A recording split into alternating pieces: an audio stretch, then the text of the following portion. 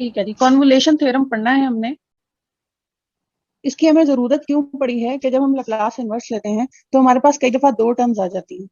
को सॉल्व करने के लिए हम कॉन्वोल्यूशन थ्योरम लेते हैं।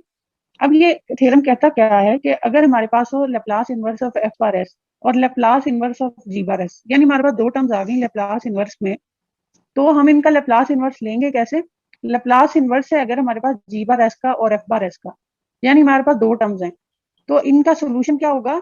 Integral zero to t f of u g, और जी किस पे डिपेंड करता है? टी माइनस यू पे, यानी टी और यू पे डिपेंड करता है, और इंटेग्रल है डी यू। और दूसरी टर्म जिसके थ्रू आप इसे सॉल्व कर सकते हैं, या तो आप ऐसे सॉल्व करेंगे या आप इस तरह सॉल्व करेंगे, वो क्या है? जीरो टू टी, ठीक है, g of u f of t minus u, यानी अब क्या है हमारे पास? एफ डिपेंड कर रहा है टी और यू पे, और इंटेग्रल है अलॉन्ग डी ऑफ यू, यानी ये जो हमारे पास वैल्यू है जीरो टू टी इंटेग्रल की, ये है यू की, यानी यू इक्वल टू जीरो और यू इक्वल टू टी है। ठीक है, प्रूफ पे चलते हैं।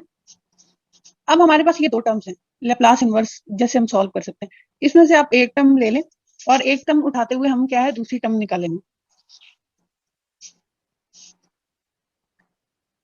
जी of u f of t minus u, ठीक है, इसको फाइव ऑफ टी आपने सपोज कर लेना। अब ये जो फाइव ऑफ टी है इसका हमने लेना है लैप्लास।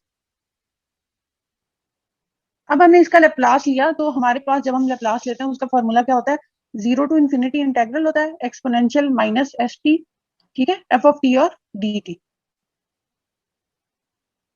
ठीक है, अब देखें लगाएं इस पे लैप्लास जीरो टू इन्फिनिटी, ठीक है, ये लैप्लास के फॉर्मूले का है, zero to infinity exponential minus s t, और अंदर क्या आएगा हमारा? F of t. F of t की जगह पे क्या होगा हमारा? फाइव ऑफ टी, ये लगेगा, ठीक है, यानी zero to t integral g of u f of t minus u और डी यू। अब यहाँ देखें आपके पास जो जीरो टू इन्फिनिटी है ये किसका इंटेग्रल है? टी पे इंटेग्रल है, और जीरो टू टी जो है ये है यू पे इंटेग्रल।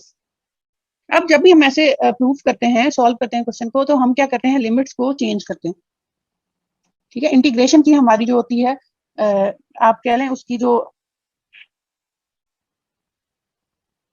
उसको हम रीअरेंज कर देते हैं इंटीग्रेशन को। यही काम हम यहाँ करेंगे। यहाँ कैसे इंटीग्रेशन को रीअरेंज करेंगे, ऑर्डर चेंज करेंगे इंटीग्रेशन का? तो एक बात आपने याद रखनी है, जब हमारी जो इंटीग्रेशन में हमारे पास, अगर आपके पास एक्स या टी है, ठीक है, अगर आप ऐसे कर लें, आपने एक्स से टी पे जाना है, अगर आप एक्स को चेंज करते हैं तो क्या है उसकी लिमिट्स भी चेंज होंगी, टी जो आप निकाल रहे हैं उसकी लिमिट्स भी चेंज होंगी। इसी तरह यहाँ जब आप ऑर्डर चेंज करेंगे तो आपके पास क्या होगा? यहाँ देखें इस ग्राफ में, अभी आपके पास क्या है? यू, यू क्या है आपके पास? जीरो टू टी है, ठीक है। यहाँ हमारे पास क्या था? अभी तो ये चेंजिंग ऑर्डर करके लिखा हुआ है, जीरो टू टी है। यहाँ देखें, यहाँ आपके पास क्या है? यू क्या है? जीरो टू टी है, और टी है जीरो टू इन्फिनिटी। अब हमें यू से इशू हो रहा है कि हम इसको कैसे सॉल्व करेंगे। तो जब हम चेंज करेंगे ऑर्डर इंटीग्रेशन का, तो हम अपने लिमिट्स को कैसे करेंगे सॉल्व?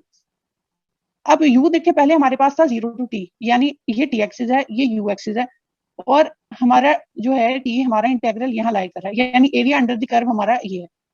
इंटेग्रल हमें एरिया अंडर द कर्व ही देता है ना, ठीक। तो ये जो है ये हमारा एरिया अंडर द कर्व है जीरो टू टी। अब हम चाह रहे हैं कि हम इसको इस तरह अपनी लिमिट्स को रीअरेंज करें कि हमें सोल्यूशन में आसानी हो। तो हम क्या सपोज कर लेते हैं, हम जो हमारा टी है, यहाँ हमारे पास अभी फिलहाल इस पॉइंट पे देखें u इक्वल टू टी है, और यहाँ u इक्वल टू जीरो है। हम चाह रहे हैं कि हम अपना एरिया अंडर द कर्व को इस तरह एक्सटेंड करें कि हमारा टी जो है ना, ठीक है, टी जो है वो भी इंफिनिटी को अप्रोच कर जाए और हमारा u जो है वो भी इंफिनिटी को अप्रोच कर जाए। अब टी की पहले वैल्यू निकालें इस ग्राफ से। आप जब इसको स्ट्रेट लाइन में ले जाएं, आप इसको फर्ज करें आपने यहाँ से एरिया अंडर द कर्व उठा के आप इसको यहाँ ले आए, ठीक है, यानी आप एरिया अंडर द कर्व इस तरह ले आए। तो अब ये आपको क्या बता रहा है कि टी इक्वल टू यू रहेगा, लेकिन यहाँ आपके पास ये जो लाइन है इस पे आपके पास जो टी है वो इंफिनिटी को भी अप्रोच कर रहा है। यहाँ से तो हमने टी की वैल्यू निकाली। अब यहाँ है इस साइड पे, आप यहाँ से यू की वैल्यू निकालें। यू क्या आपको देगा? इस पॉइंट पे यू क्या है? जीरो। और जब आप ऊपर चलते जाएंगे तो आपको क्या मिलेगा? U equal to infinity. तो हमारी लिमिट्स अब क्या बन जाएंगी? जो हमारी टी की लिमिट्स हैं वो क्या बन जाएंगी? यू टू इन्फिनिटी, ठीक है, और जो हमारी u की लिमिट्स हैं वो क्या बन जाएंगी, 0 टू इंफिनिटी। एक बार फिर बता देती हूँ, हमने अपनी लिमिट्स चेंज करनी है। कैसे चेंज करनी है, u हमारे पास है अभी 0 टू t, ठीक है, ये हमारा एरिया अंडर दी कर्व बन रहा है। अब ये जो area under the curve 0 to t दे रहा है, मगर हमें क्या चाहिए, हमें दोनों लिमिट्स हमारी चाहिए 0 टू इंफिनिटी, ठीक है। एक लिमिट चाहिए हमें u 0 टू इंफिनिटी चाहिए, और t हमें क्या चाहिए, u हमें क्या चाहिए, t हमें चाहिए u टू इंफिनिटी, ठीक है, और u हमें चाहिए 0 टू इंफिनिटी। तो हम क्या करेंगे, यहां से t की वैल्यू निकालेंगे, यहां से, ठीक है। हम एरिया अंडर द कर्व को एक्सटेंड कर देंगे, तो हमें t क्या मिल जाएगा, u टू इंफिनिटी, ठीक है। और ये जो है ये एक्सरसाइज हमें क्या देगा, u equal to 0 to infinity. अच्छा, अब हमने लिमिट्स अपनी चेंज कर ली हैं, 0 टू इंफिनिटी और u टू इंफिनिटी, ठीक है। अब आप क्या करें, पहले इंटीग्रेट करें इसको किसी विद रिस्पेक्ट टू u, यानी आप ऑर्डर चेंज कर दें। पहले u की लिमिट्स लिख लें, यानी इंटेग्रल जो 0 टू इंफिनिटी है g ऑफ u पहले निकाल लें, फिर क्या निकाल लें, t की वैल्यू निकाल लें, यानी t वाला इंटेग्रल निकाल लें आपके पास जिसमें t आ रहा है। अब यहाँ सब्सटीट्यूशन लगाएंगे आप, t minus u equal to x रख के, ठीक। सब्सटीट्यूशन आपने लगाई तो आपको क्या मिला, d t equal to d x. ये जो इक्वेशन है आपकी, जहां आपके पास डी टी है वहां आप डी एक्स लगा देंगे। तो ये चेंज कैसे होगी आपकी,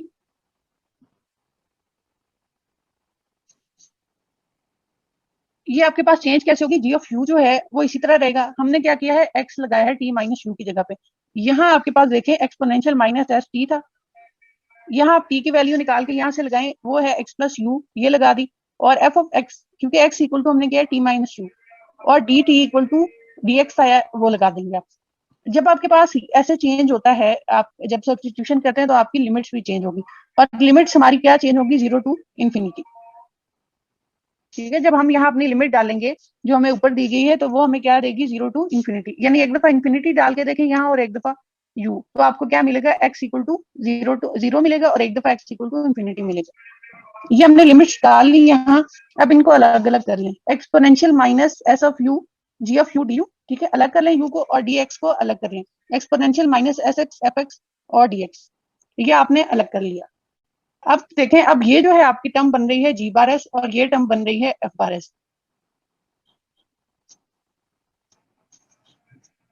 अब आपकी जो लेफ्ट साइड है, यहाँ से लेप्लास को आप इस तरफ ले जाएं, तो वो क्या बन जाएगा, लेप्लास इनवर्स। यहाँ आपके पास रह जाएगा सिर्फ फाई ऑफ टी। अब ये जो फाई ऑफ टी था, ये हमने शुरू में सपोज किया था, फाई ऑफ टी हमने शुरू में सपोज किया था कि f of u g of t minus u d u. तो यहाँ जब हमने ये लगाया तो क्या है, हमारा जो थ्योरम है वो प्रूव हो गया। एग्जाम्पल क्या है, हमारे पास दो तीन एग्जाम्पल है इसकी। पहली करते हैं, लेप्लास इनवर्स लेना है 1 ओवर एस स्क्र प्लस 1 और एस स्क्र प्लस 9। अब आपके पास दो टर्म्स ऐसी हैं कि आप इसको अगर मल्टीप्लाई करेंगे इन दोनों को, तो आपके पास बहुत लेंथी बन जाएगा। पहले हमने जो लेप्लास इनवर्स की है उसमें ऐसे भी दो टर्म्स थी, ठीक है, उनको तो हमने आसानी से कर लिया था, क्योंकि वो उनमें स्क्वायर भी नहीं आ रहा था और वो लेंथी नहीं हो रही थी। उनको हमने या तो मर्ज करके कर लिया था, या फिर उनके फैक्टर्स बना के उनको उससे किया था, पार्शियल फ्रैक्शन से। अब ये जो है, इसको सॉल्व करने के लिए हम क्या करेंगे, कन्वोल्यूशन थ्योरम यूज करेंगे। एफ बार एस ले एक को, ठीक है, 1 ओवर एस स्क्वायर प्लस 1 एक टर्म है, दूसरी टर्म क्या बनेगी, 1 ओवर एस स्क्वायर प्लस 9, उसे जी बार एस लें। अब इनका हमने लेना लेप्लास इनवर्स, दोनों टर्म्स का लेप्लास इनवर्स ले लें। 1 ओवर एस स्क्वायर प्लस 1 किसका लेप्लास इनवर्स क्या आता है, साइन ऑफ टी, ठीक है, और 1 ओवर एस स्क्वायर प्लस 9 का लेप्लास इनवर्स क्या होगा, साइन 3t। अब फॉर्मूला यूज करें, कन्वोल्यूशन थ्योरम यूज करें। वो क्या कहता है कि Laplace inverse F bar s और जी बार एस वो किसके इक्वल आएगा,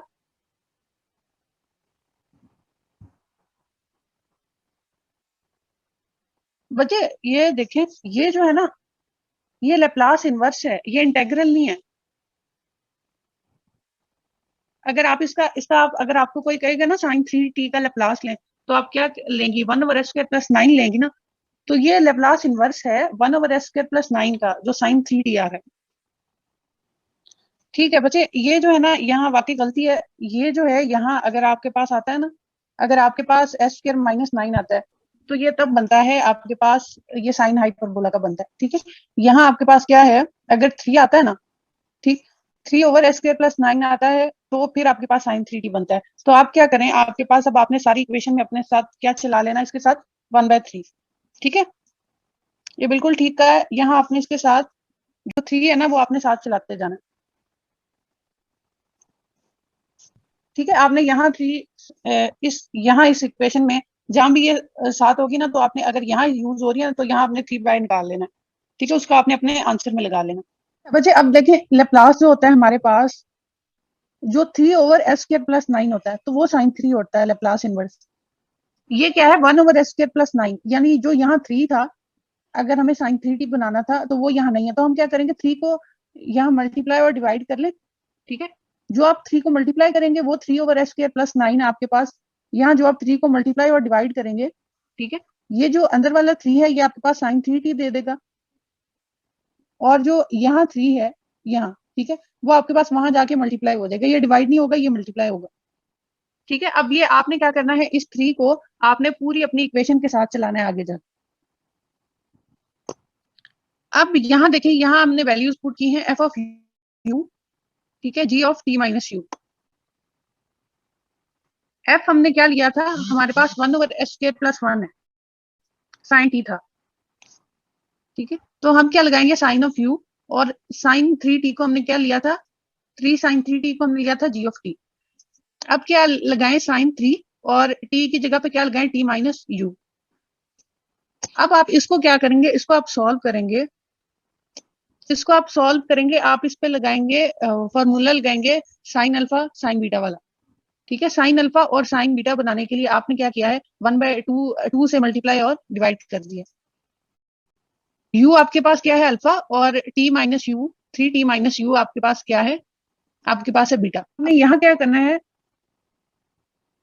यहाँ 2 साइन अल्फा साइन बीटा का फॉर्मूला लगाएंगे, क्या है, कॉज अल्फा माइनस बीटा, यानी cause of u minus 3t plus 3u। इस तरह minus cos alpha plus beta आप यहाँ लगाएंगे।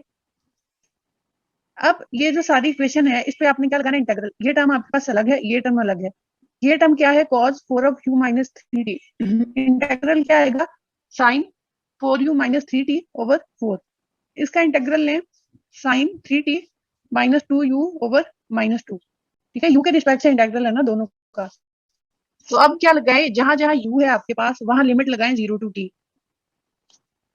अब आप t पुट करेंगे साइन 4u माइनस 3t में, पहले t पुट करें तो 4t minus 3t, sign t आ गया आपके पास, फिर 0 पुट करें तो आपके पास क्या आ जाएगा, माइनस साइन 3t है। यहाँ भी आपने क्या लगाना है, t लगाना है एक दफा, ठीक है, और एक दफा 0 लगाना। आप जब इसको सॉल्व करेंगे तो आपको ये आंसर मिल जाएगा। यहाँ आपके पास साइन ऊपर नीचे है मेरे ख्याल में, आप इसको देख लीजिएगा, ठीक है, आपका आंसर फिर ठीक आ जाएगा। और यहाँ 1/8 जो है, यहाँ आपने 3 लाजमी मल्टीप्लाई करना है इस सारी इक्वेशन में। बस आपको अगली 2 एग्जांपल्स का हिंट दे देती हूँ।